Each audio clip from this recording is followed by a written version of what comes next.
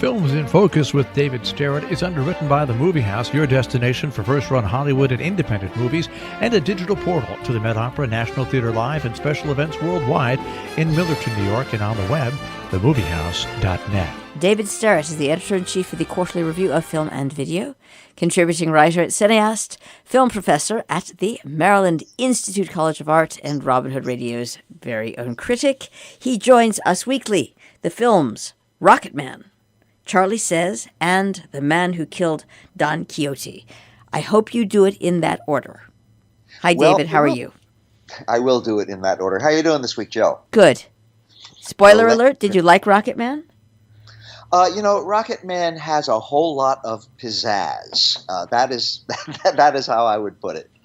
Rocketman is actually two of these movies are biopics, both Rocketman and Charlie Says, although very, very different kinds of biopics. And Charlie Says isn't exactly a biopic. But anyway, Rocketman definitely is. And it's a rock and roll biopic.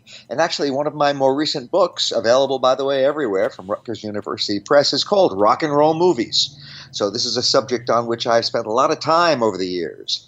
And Rocketman is a biopic about Elton John. And I had a theory up until fairly recently that rock and roll biopics are almost always good. You can look at things like the Buddy Holly story and La Bamba and Great Balls of Fire and What's Love Got to Do with It. And these are all like good movies to one degree or another. Then things began to get a little shaky, and I think of late that my theory has not been holding up all that well. And one of the reasons for that is Bohemian Rhapsody, which has its points. But that movie about Freddie Mercury, it just didn't really connect with me. I didn't really find that the Freddie Mercury character or the actor who played him had all that much charisma. And interestingly, Bohemian Rhapsody having been out just recently, there's a connection between that and Rocketman, because Rocketman was directed by Dexter Fletcher, and Dexter Fletcher finished up directing Bohemian Rhapsody when the original director of that, Bryan Singer, got fired for one of these sexual scandals that we have so often nowadays. So Bryan Singer was fired off of Bohemian Rhapsody, and Dexter Fletcher finished up the movie, even though his name does not appear in the credits as director. He was also an executive producer of the movie. But now we have Dexter Fletcher's very own movie about a rock and roll superstar, which is Rocketman, about Elton John. And I have to say that Rocketman just clicks its way right through all of the biopic cliches. I mean, it's got everything, especially for a rock and roll biopic. Holy cow. It's got everything. It starts out with him showing up for his rehab group therapy session in his rehab, and he confesses to everything. He's an addict to this, he's an addict to that, he's an addict to the other thing. And then as he goes through this group therapy session, what most of the movie consists of is these long flashbacks, starting out with his childhood and then up through his becoming a superstar and then his falling into the traps of all the different kinds of addictions. So that is what it is. And again, it just is sort of one cliche after another, but presented, as I said at the beginning, with a whole lot of pizzazz. The movie has a lot of energy.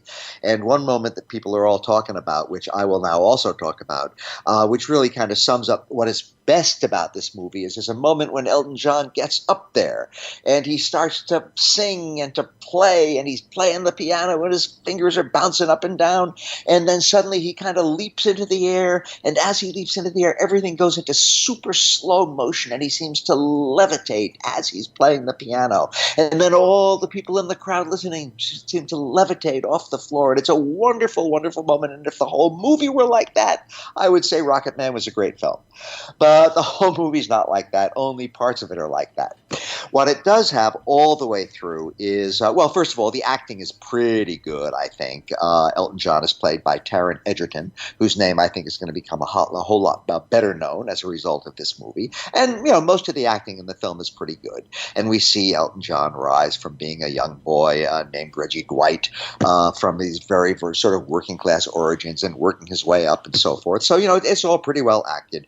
And there are some fabulous outfits in this. Elton John wore fabulous outfits, and at one point somebody even says, "Your outfits are too fabulous. Why not just go up there and be yourself?" And he says, "No, people don't want to see me. They want to see basically Rocketman." So he has to like doll himself up and do all of these fancy things. And the movie shows all that. And again, there's a lot of great outfits and there's a lot of energy and it moves along. And there's some pretty good music. I have to say, I've never really been into Elton John, although I discovered at a concert years ago that he had a really great band, at least for a while there. But anyway, if you really like Elton John, you'll probably like the movie even more, even though you don't hear his singing. You hear Taron Egerton's singing and the singing of other people, a little bit of Elton John, but mostly other people doing the singing. Near the end, as so often happens with movies like this, it gets soggy and sappy and sentimental, and then I really lost patience with it for a while. But that's only near the end. Most of the way, the movie is quite entertaining, and again, it's always pretty fabulous to look at. So people who are into Elton John will really, really like it. People who are into pop music and rock music generally will like it. And people like me who are, not so much on Elton John, but like a movie with energy and pizzazz, will at least like a good deal of it. It's a good movie, not a great movie. I would like to turn now to a movie that is very, very different, and that is Charlie Says, which is also based on real life. And the Charlie of the title, Charlie Says, is Charles Manson. So yes, this is now basically a horror movie. And I'll mention right now that Charlie Says was directed by Mary Harron, who is an interesting director who I moderated and hosted a session with her years ago in New York, and I found her to be just a nice, smart, good, sensitive person to talk about film. But she has kind of built her career on movies which, let's say, don't exactly have the feminine touch, or at least you wouldn't think so at the beginning. She kind of came on the scene back in the middle 90s with I Shot Andy Warhol, which is about Valerie Solanas, who shot Andy Warhol, again, a movie based on real life events. Then in 2000, she directed American Psycho, the interesting movie based on Bret Easton Ellis's very, very interesting novel, American Psycho. And then more recently, in the middle, actually it was about 2005, she made the notorious Betty Page, about a model who had a sort of a scandalous life. So all these major films by Mary Harron based on real life figures. And now she has returned with yet another subject, which has a very, very, very dark side, as all of those movies do too as well, and which again is based on real life. But this time moving into the story of Charles Manson and the horrible murders in the Manson gang, Mary Harron has come up with a very unusual kind of way into this, which is to say, her movie is not so much about Manson, although he's a very important character in the film, pretty obviously, but it's about the three of the young women who were part of the Manson family and part of the gang that committed these horrifying murders. Manson is played by Matt Smith. Good performance. All the movies about Manson have a pretty, most of, at least ones I'm most familiar with, have pretty good performances as Manson. But really, it is the women who take over this movie, played by people like Annabeth Gish and Hannah Murray and Suki Waterhouse. And then there is a graduate student who visits them, a woman named Carlene Faith, who is played by Merritt Weaver. So here's the premise of the movie, of Charlie Says. The three of the young women who were part of the Manson gang have all been arrested, put on trial, and sentenced to death. But then their death sentence is commuted to life imprisonment. But they are stuck on death row because it's the only place that the prison has that can house them safely, not in the general population. So here are these three young women living pretty much in isolation, just with each other. And then this young graduate student who is studying this sort of thing and has great compassion for them because they're kind of stuck in this situation with just three of them, maybe forever, comes to visit them and talk with them and try to, make their lives maybe a little bit more fulfilling. And above all, maybe help them understand how they got sucked into what they sucked into, why they did what they did, what it all meant in their lives. Help them come to grips with the reality of the horrific things that they were involved with, and maybe help them to overcome both that past evil which they were involved with, and maybe give their lives a little bit more meaning, a little bit more hope as they look forward to a very bleak future, because again, they've been arrested and they're in prison and all of that. So that's the premise of the movie. But once again, most of the movie is really flashbacks to the various events that happened. But it doesn't really dwell on the murders. They're in there, of course. The horrible Manson family gang murders are in there.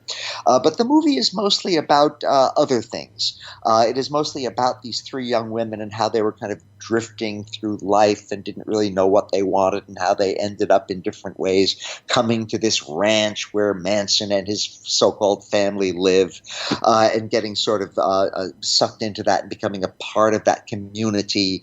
And it kind of just goes into the background of all this and tries to, in some way, explain to us how this kind of thing could happen, how this kind of thing came to happen, because, of course, it's all real-life material. And then we do have in there, of course, the murders and so forth.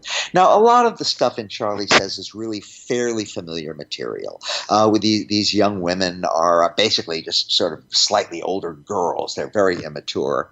How they are kind of breaking with their families, and they're looking for themselves, and they get sucked into this weird community. And certainly there is the charisma, such as it is, of Manson himself. So all of this kind of thing is the thing we've seen in plenty of movies about cults and so-called families and like this. But what makes Charlie Says into a good movie and a movie worth seeing is it's very well acted and very kind of sensitively written. It does not excuse anything that happened. It certainly doesn't excuse Manson. He comes off as pretty much a sort of a mildly charismatic monster. And it doesn't excuse the young women, but it kind of explains how people who are really drifting through life, who are very immature, who have not yet come into a real sense of themselves, how they can get pulled into something like this and lose their sense of proportion and end up doing things which seem to them themselves in later times to be inexplicable. How could I have done this? And the movie is a fairly sensitive exploration of that. Charlie Says has not been very well received by critics, but I found it a perfectly worthwhile movie. These things are very dark and very troubling to think about, but they really exist in the world. There have been so many cults like this, so many violent actions like this, and sometimes ones like this that become hugely famous and that everybody knows about without really understanding. And a movie like this is a small step in trying to help us understand how things like this take place in the real world. Mary Harron is an intelligent director, and I think she's done a very nice job of putting this together in a way that can help us explain maybe or understand maybe just a tiny little bit about how things like this can happen when seemingly ordinary people get sucked into these extraordinary situations and behave in ways that they themselves can't really understand. Finally, I want to touch on The Man Who Killed Don Quixote, which is the latest movie from the great Terry Gilliam. Now, this is a movie which has barely even made its way onto the theatrical circuit. But you can find it on streaming platforms all over the place. It's a very easy movie to see if you want to. Terry Gilliam is an amazing filmmaker who, of course, started out as a member of the Monty Python comedy troupe. He didn't perform with them, but he did the animations on their TV show. He then became a filmmaker, and he's made a whole lot of remarkable movies, the greatest one of all being the science fiction film Brazil, one of the great science fiction movies of all time. Other movies like Fear and Loathing in Las Vegas, and he was involved with Monty Python's Life of Brian and The Meaning of Life, The Fisher King, various movies, some of them better than others. He's made also some pretty bad movies along the way. But he has had, shall we say, a kind of a troubled career. He's made some masterpieces, but very often they've had trouble connecting with audiences. And then he's made some movies that are not so good, and then everybody says, see, he's not a good filmmaker, even though he is actually an incredibly gifted filmmaker. Again, a lot of ups and downs in his career. I used to know Terry. I used to be friendly with him for a while. I respect his work a lot. I understand that his movies are certainly not all great. And I was very curious to see his latest, The Man Who Killed Don Quixote, which once again is a troubled Terry Gilliam film because he got into a terrible legal dispute with his producer, and that's one of the reasons why the film does not have the kind of high profile that it should have. In any case, it is like so many of Terry's movies, it is a fantasy.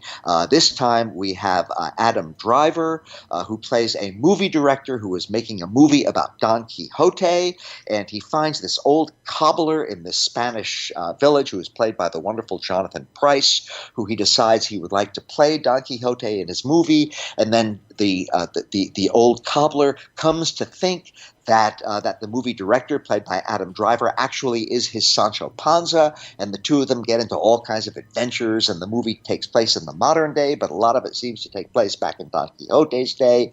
It's a movie which is bursting with energy, bursting with inventiveness, is much more under control than some similar Terry Gilliam movies, such as The Adventures of Baron Munchausen, but just doesn't quite click. It's a fascinating movie to see, full of color, inventiveness, innovativeness, full of all kinds of stuff, with very nice performances by Adam Driver and Jonathan Pryce, but again, the whole thing doesn't quite click. If you want to see a fabulous sort of quasi-historical adventure, then this is the movie for you. If you want to see a fantasy film that really works beautifully from start to finish, this is not the movie for you. I wish Terry Gilliam well. I hope he comes back and makes more excellent movies. This one is almost really good, but not quite really good, and I have to leave it sort of in that middle ground. I wish it were better than it is. It's a wonderful film in some ways, unfortunately, not in all ways. And that is my somewhat mixed bag of a story this week, Joe. For which we thank you, as ever, David Sterritt, Films in Focus, the films Rocketman, Charlie Says, and The Man Who Killed Don Quixote.